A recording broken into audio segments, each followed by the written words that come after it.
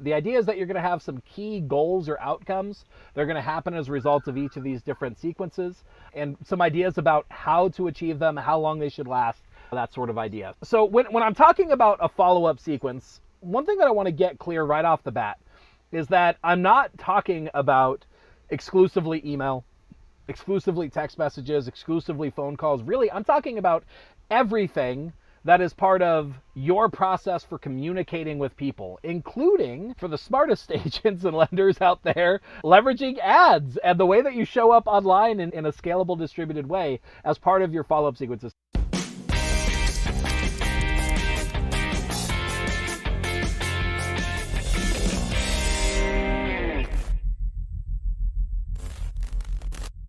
Welcome to the Real Estate Growth Hacker Show. On today's episode, we're going to be talking about the only follow-up sequences that you need in your real estate business. We're going to be diving into what those look like. We're going to give them names, give you clarity on them so that you know exactly what you need to do in terms of follow-up, whether it be email, text message, ads, whatever you want to do in your real estate business. On today's show, we have our co-host, Charlie Madison, back with us again.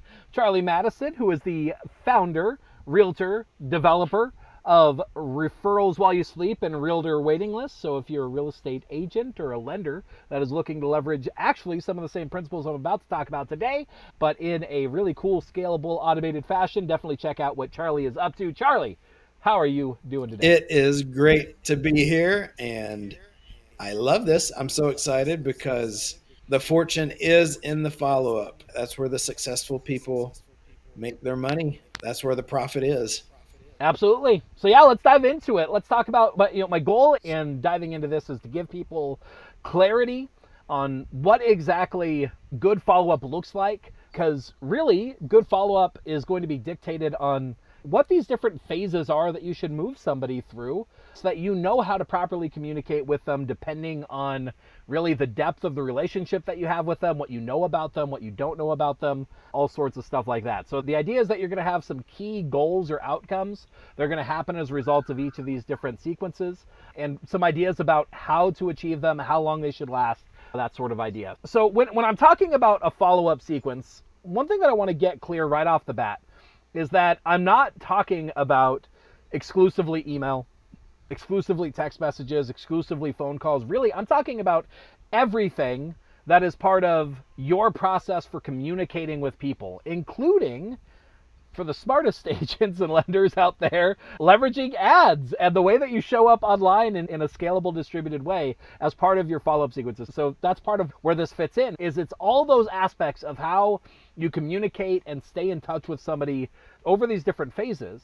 That's what I mean by follow-up sequence. Now, all that being said, you might, as a real estate agent, need to focus on one area first, right? You might need to say, well, how am I going to leverage email effectively? Okay, great. How can I integrate text messaging into that? Where do phone calls fit in? Where, like, why and how? All of that. There might be aspects where you're bringing in multiple things, and that's okay.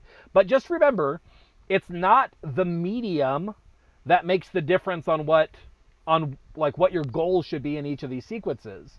The medium might make a difference for how often you do something, right? Like, you're probably not going to call somebody 20 times in the same day in order to get a good result, right? Like, you'll almost definitely get in contact with them.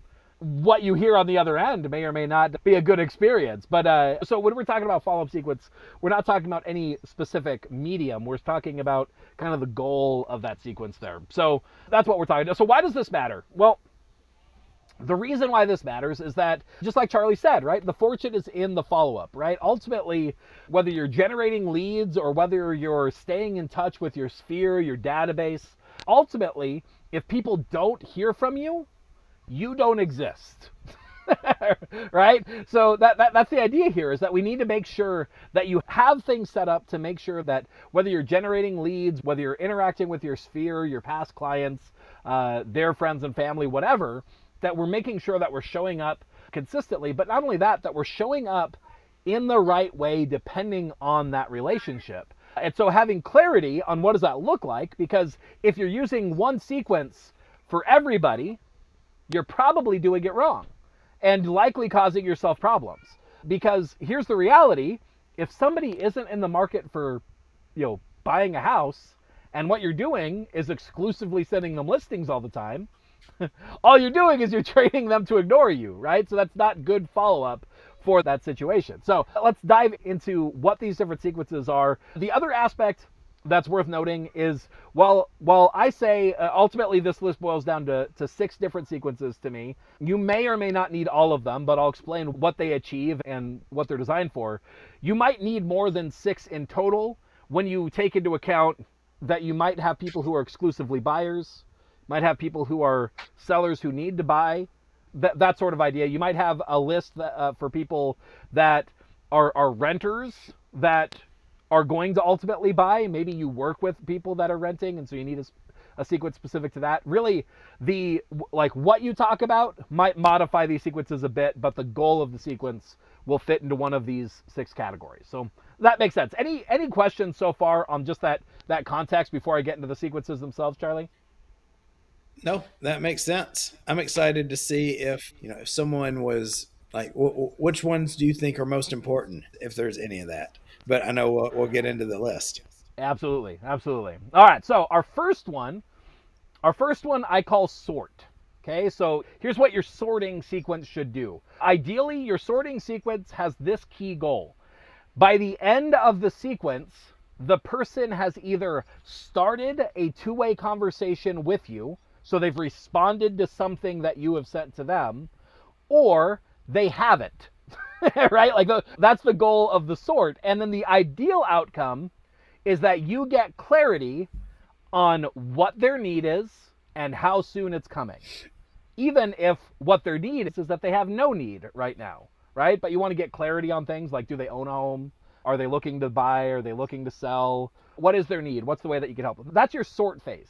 And where this really comes into play is when you're generating leads online, you don't know exactly what's going on with that person aside from some guesses based on the context of how you generated the lead. If they're inquiring about a listing, you could probably guess that they're most likely interested in buying a home, right? And so you could start down that process of trying to get further clarity on that in your sort sequence. If they reached out to find what their home is worth, you have an idea that they have a home that they own.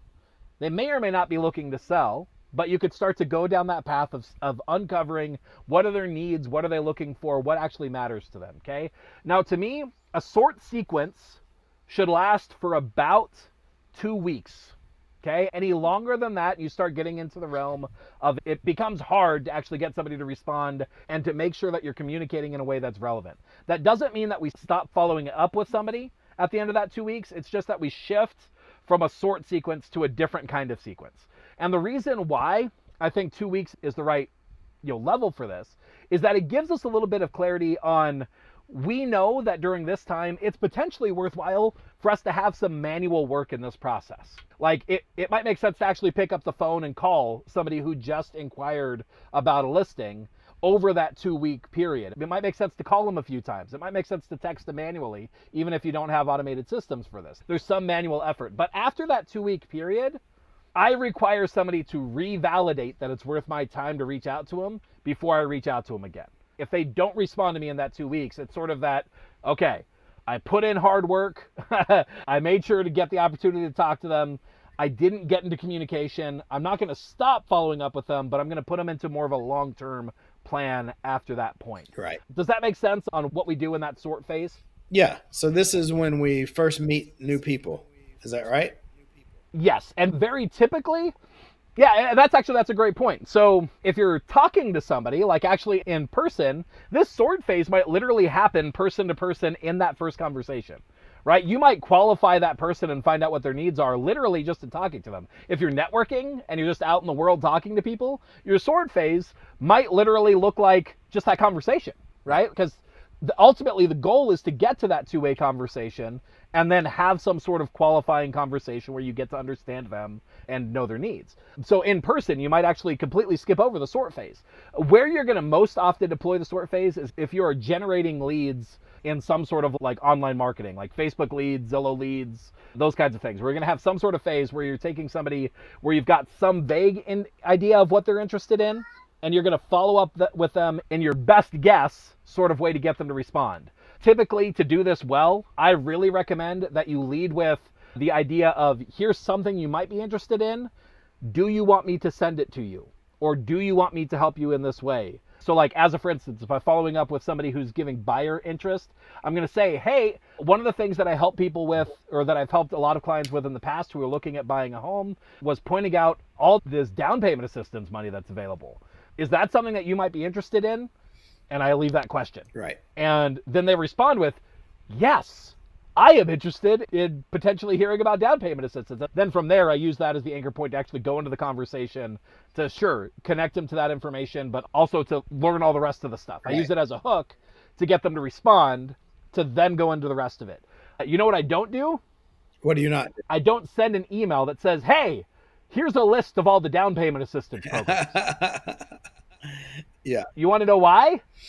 Because they don't have to respond. If they got the value out of it, they got the value out of it, and then I don't actually learn anything. Right. So I always want to leverage that, and that holds true through most of this as well. Is that typically, if you don't know what's going on with somebody, you want to you still want to do that idea of leading with value, but you more so want to hint at the value and offer it, but require a response in order for them to get it. Yeah. If that makes sense. You know, because you go ahead. I think the other thing is you're also training them that you make an offer, they respond, Right.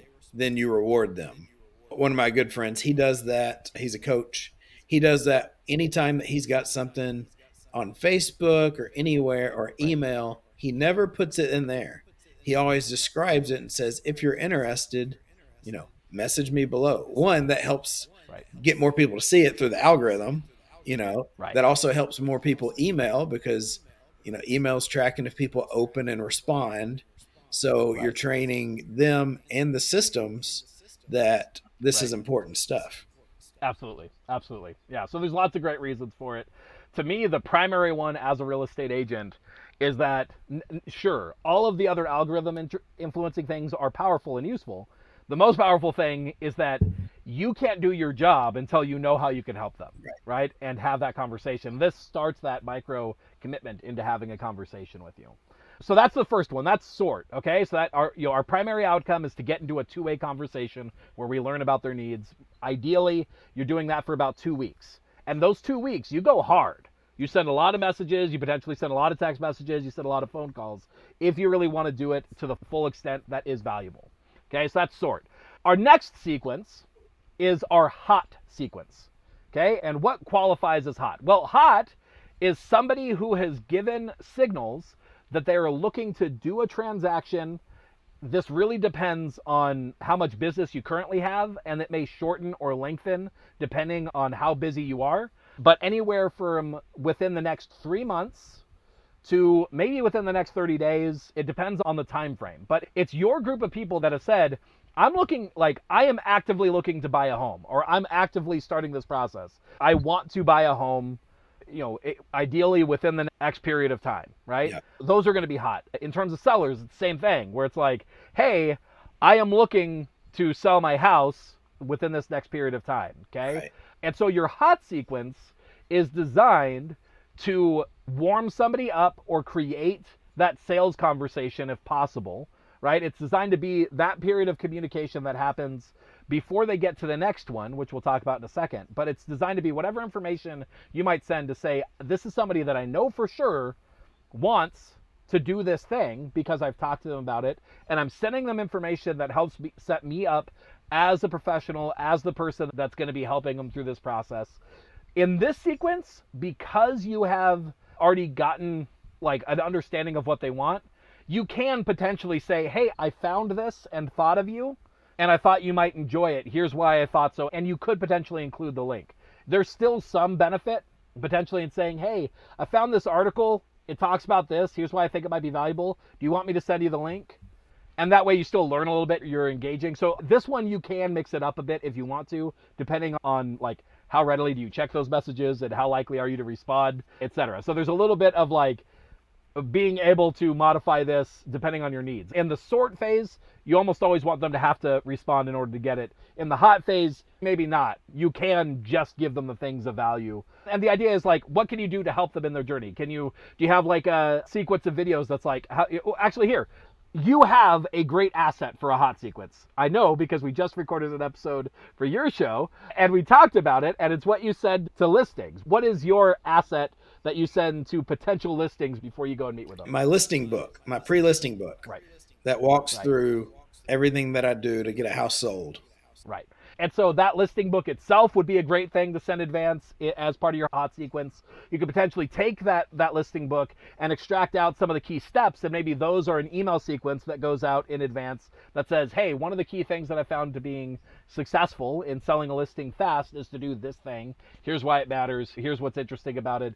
If you decide that this is important to you, this is something that we could accomplish if we work together. Yeah. Here's where you book a meeting with me, or here's something we could talk about when we meet together in X amount of time, right? So those are the kinds of things that go into your hot sequence. It's all about what do you send in advance of a sales meeting or in order to get the sales meeting itself. Does that all make sense? Yeah, that makes perfect sense. Perfect. And so naturally, after you've sorted and you find the people who are hot, well, you're going to generate some people who actually say, I want to work with you.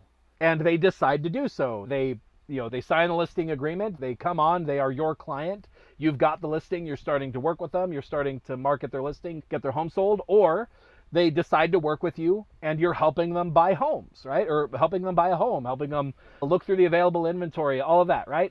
And so for those people, you need some sort of active sequence.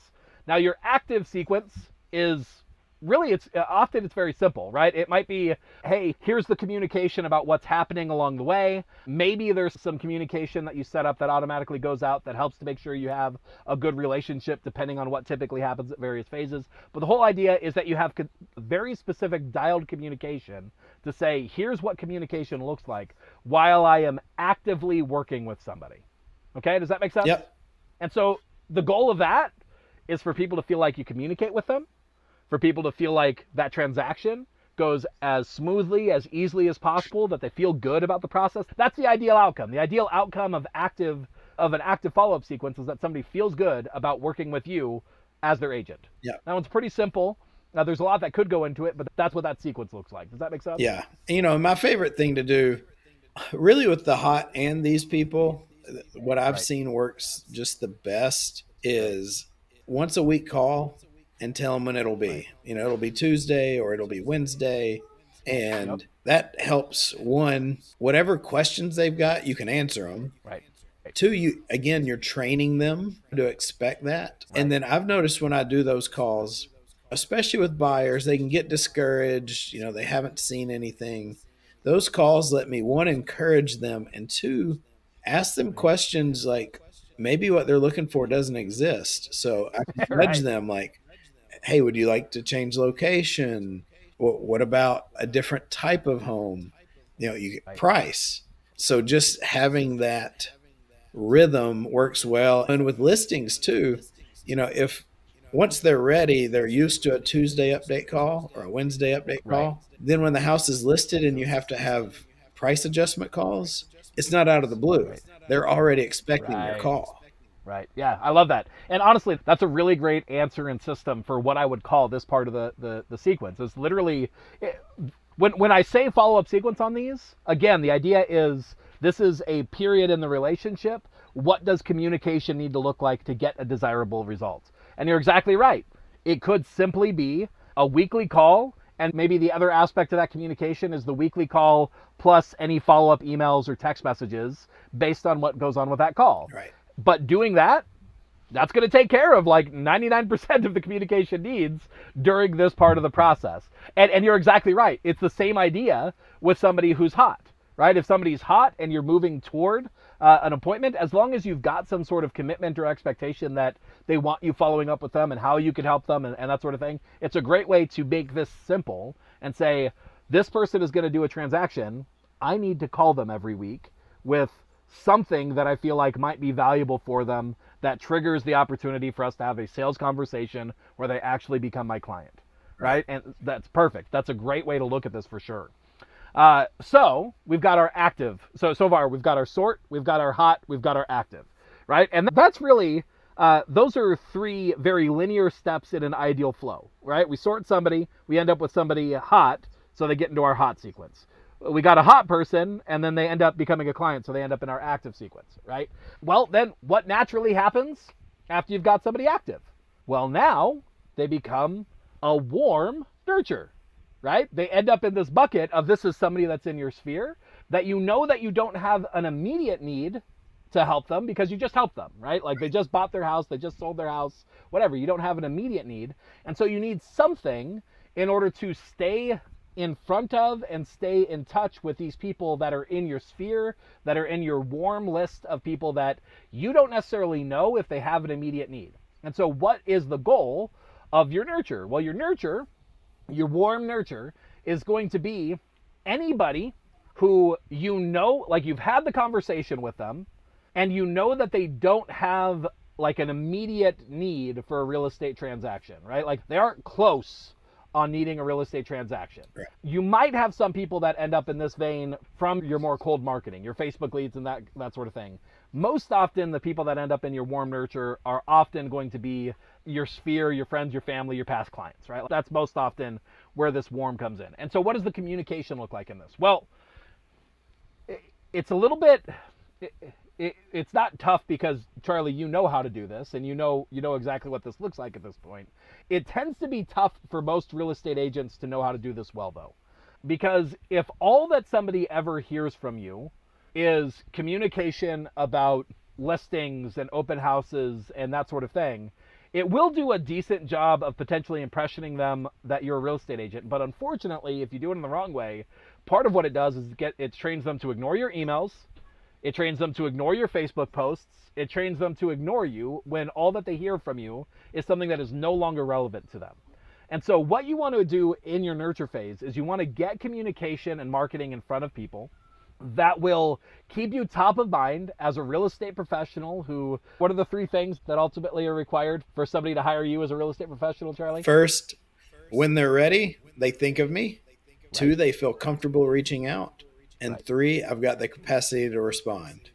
Absolutely. So those are the three things that we want to achieve with our warm nurture sequences, is that first off, we want to make sure that whatever we're doing, we're training people to continually want to expect to hear from us. What does that look like? That to me looks like when you have emails, they're done in a way that everybody on the list should find them at least some level relevant, right? It might be a market update of what's going on in the market, which anybody that lives in the area would find some level useful, right? They may not consume it every time. It may not be, they may not engage in all of them. Other things that fit into that nurture sequence to me, that warm nurture, is what I call lifestyle and local. Lifestyle information is the kinds of messaging that fits into, like, depending on your interests. It could be like hey, seasons are changing. It's that time of year where people typically need help cleaning out their gutters. If you need help with that, I've got a great connection that I'd love to make for you. They do a great rate. They take care of all of my clients, right? That's a great message that's centered around the home, but is relevant to them and keeping you top of mind right then and there. The other things that fit in that sort of vein, a little bit less relevant, but can still be interesting. If you have like a passion for, say, design and like what's in or the styles that people like, you could create content around that sort of stuff. Say, hey, here are some of the styles that people are finding interesting, or here's the most expensive home for sale in the area right now. And you can leverage those as sort of just entertainment factors, but that keep you interesting to people. The goal, again, is first and foremost, is this interesting and relevant to the audience. And then the other things that you could do is that you could leverage the power of the way that ads work on social media, and that you could just continually show up where they don't actually even see it as a communication that you're forcing into their eyes, but just happens to serendipitously show up and keep you top of mind. Now, if only there was a way that you could do this, that this would be easy and fairly effortless, to do this, where, say, it automatically is able to grab the contact information from your phone, from your emails, to be able to make sure that you're building a list to target effectively that is the warmest people that already know, like, and trust you, and then automatically puts ads in front of them that show you are a successful real estate agent who gets great results helping people, happy faces, good reviews, and great content. If only there was something like that. It would be amazing if someone made that. It would be amazing. It would be amazing. Well, hey!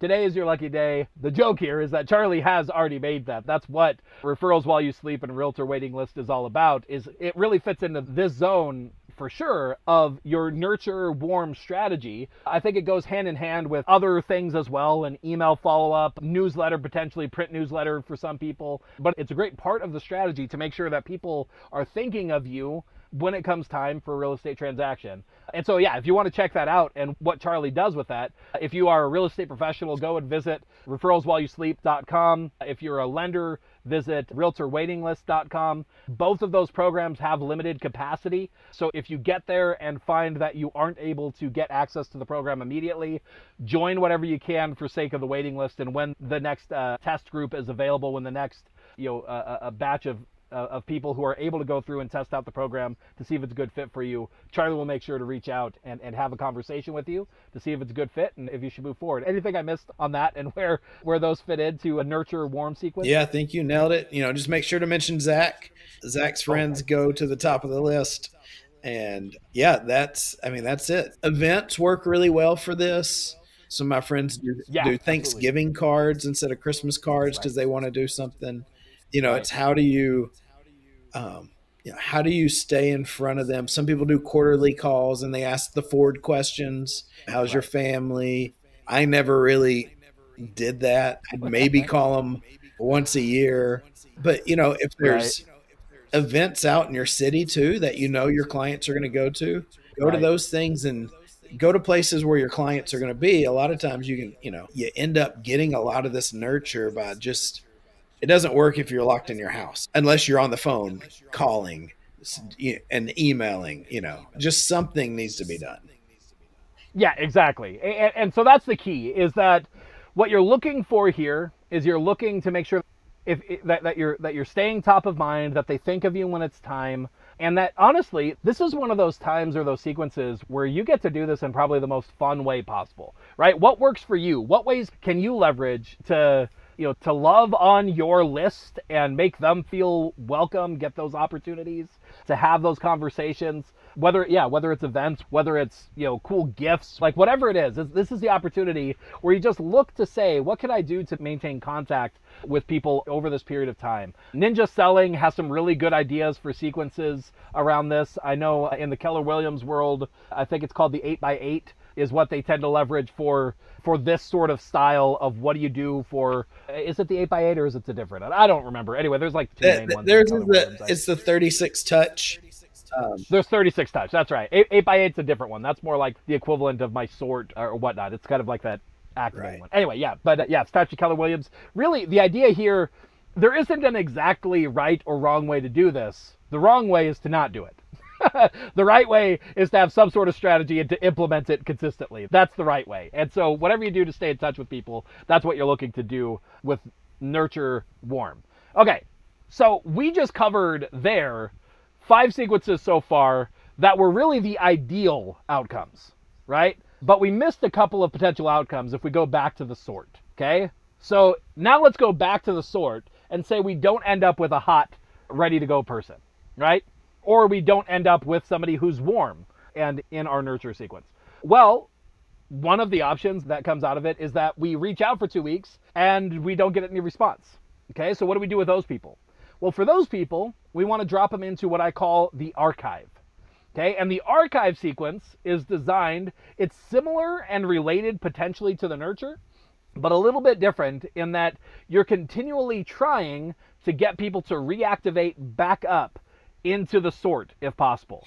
You're trying to put offers and things in front of them that give you either a clear signal that they sort of reactivate as a new lead, right? Where they engage in an offer, maybe they opt in for a lead magnet, they opt in to learn more about a listing. They do something that sort of puts them back into the top of your sequence. And so you're leveraging communication over that period in order to try and get them back up into the top where you can again have that two-way conversation. The other thing that could be happening in the archive is that you can have systems that give them information, like say it sends them listings, and then you look at that information in order to see who is visiting my site, who is being active, who is showing signs that I should reach out to them because they are very active right now.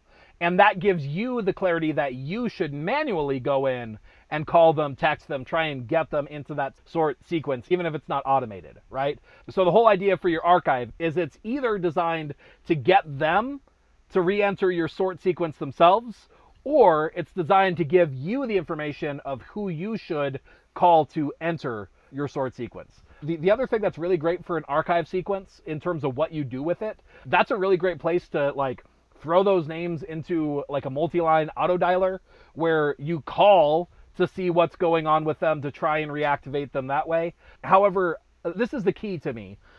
Do not give people in your archive the same level of attention as you give the people in your sort, right? Because they've shown that over that period of 2 weeks that they aren't ready to talk to you quickly or effectively. So you need to move them from a bucket of potentially doing one-to-one communication where you're reaching out to this individual lead to moving into they either give me evidence that I should reach out to them again, or they actually enter the bucket themselves, or I do one-to-many styles of outreach in order to find the opportunities.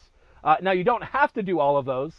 And honestly, for a number of people, it's possible that your archive maybe could just be ignored aside from things that potentially drop them back into your sort. You don't have to do, the multi-line dialer calling. You don't have to potentially even pay attention to what people are being active on your sites and searching for listings and that kind of thing. You don't have to do that. It could potentially just be they have systems that drop them back in that sort bucket when it's time based on how they're engaging with offers. But that's the idea. In terms of time frame for archive, buy or die is how long they stay in the archive. You could follow up with people in that list again, as long as you're doing that one-to-many or automated style outreach in order to stay as effective as possible. Don't manually call one by one through your archive. It's a waste of your time. Put people in that bucket and then leverage mass systems in order to try and get into communication with them. Does that make sense? I love that. I've never heard of that before, but that's a question that I've had. Most people just call those dead leads, right? Right. And what I love, I've got one guy, Perry. He does really good at this in that he creates offer sequences where Gary Vee says, jab, left hook. Like he gives good Right. information leading up to an offer, but then you have to opt in to get the rest of the content. And Right. one of my friends, he called it's almost like these people are on a highway and you're giving them off ramps to get deeper into your Exactly. world. And you got to think, could you possibly come up with just one every year, like 8-week sequence to kind of get people to opt in, or, Right. eventually build some of those? You're giving them a reason to ascend basically into one of the Right. others. I really like that. Exactly. I've never, Yeah. never seen that before. And then often that archive sequence, it is often the same sorts of messaging that you might do in your sort, right? Or even maybe some of the same sorts of messaging that you do in your hot, but you offer it first before sending it to them. Right. Right? So you don't have to reinvent the wheel for this. It's often the same messaging. This is something that people miss. Like down payment assistance is a really great example. Just because they didn't respond to it the first time doesn't mean that you never offer that again. You just want to space it out, right? So I offer it in that sort sequence, and then I'm going to mention in that archive sequence. Like if I'm following up with them every couple of weeks or so, well, every couple of weeks, that style of offering information about buyer assistance will be another attempt to try and get them to respond and try and come back into my world to have that two-way conversation. I'm just not going to do that manual processing anymore once they're in that archive sequence, to make sure that my time is most effectively used on the people that are giving me the biggest indication that I should be manually following up with them, right? I Yeah. should be staying in communication with them. So that's our sixth one. The other option is our nurture cold.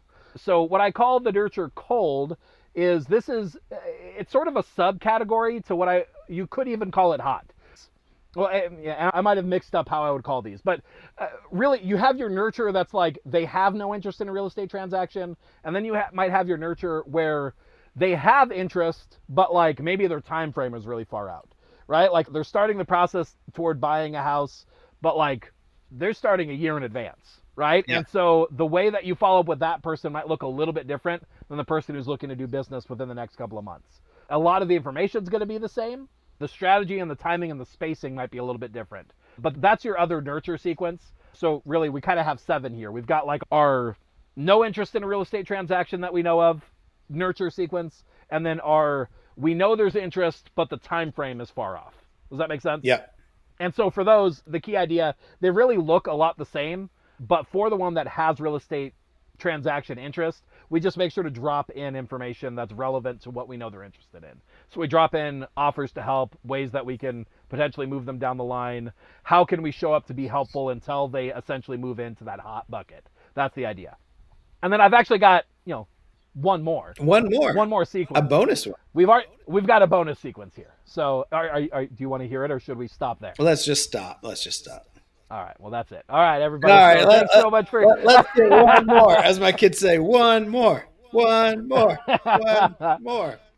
So this is a bonus sequence that may or may not be necessary, but this is a sequence that is designed for those of us who maybe have let our list go, that we haven't done a good job actually emailing our list, emailing or staying in contact with people. This is typically done through email, might be done a little bit through text message, but this is what I would call the reactivate follow-up sequence. And the reactivate sequence is different from the archive, but similar, where this is more about a strategy of saying, you haven't been responding, you haven't been opening, you haven't, you are not communicating with me. Should I stop communicating with you? Right? This is an opportunity to say, hey, here's what I would like to help you with. Here's the kinds of things that I do. This is an opportunity for people to essentially say, yeah, oh yeah, no, I actually do want help with that. And reactivate and say, no, please keep sending me this information. I'm finding it helpful. I'm finding it useful. But it forces them to actually communicate or do something to indicate that. And it's a really great way to make sure that, if you've got this segment of the list that you want to see, hey, should I even keep emailing this person? Should I do that? It could be a good style to do that. And what I like to do for this style is literally those kinds of messages, basically saying, hey, it looks like it's been a while since you've opened my emails. It looks like it's been a while since you've responded. I just wanted to check in and see, should I keep following up with you? Do you still need help with this? If you're familiar with Dean Jackson and the 9-word email, it's kind of a great way to integrate that. One thing that I do recommend as a real estate professional, though, is that you don't specifically say, I'm going to stop emailing you unless you really intend to. But it can be a great way to sort of have an aggressive sequence for a second or for a bit, and then ease back off and maybe go back to a shorter emailing. So you might say, hey, let me know if anything changes and you still need my help, right? So anyway, as a concept, it's just a little bit of a different angle that potentially fits into what you would do for archive list, your archive list, but it's kind of its own strategy, if that makes sense. So that's why I include it as its own bonus. It really fits in as the archive, but it's kind of a different angle for how to leverage that archive list. Does that make sense? Yeah, I like that. Cool. So there you go. Those are the 6+1 different strategies for the follow-up sequences that you need. Again, those are sort, hot, active, nurture, archive with the bonus of reactivate. Does that bring to mind anything? Any final thoughts or any takeaways from that discussion? I'm guessing kind of most important is if you've got hot people, if you've got warm people, from my realization, I see a lot of real estate agents. The reason they do 4 deals a year instead of 10 or 12 is they get these warm people, and then they think they don't want to hear from me anymore. Those people have raised their hands saying that they'd like help. And, what I found is just having the Tuesday update call, a week with those people if you just do that and then let more people, that's a foundation that I've seen work really well. Absolutely. Yeah, and to your point, you didn't make this point specifically, but I think it fits in with what you're talking about.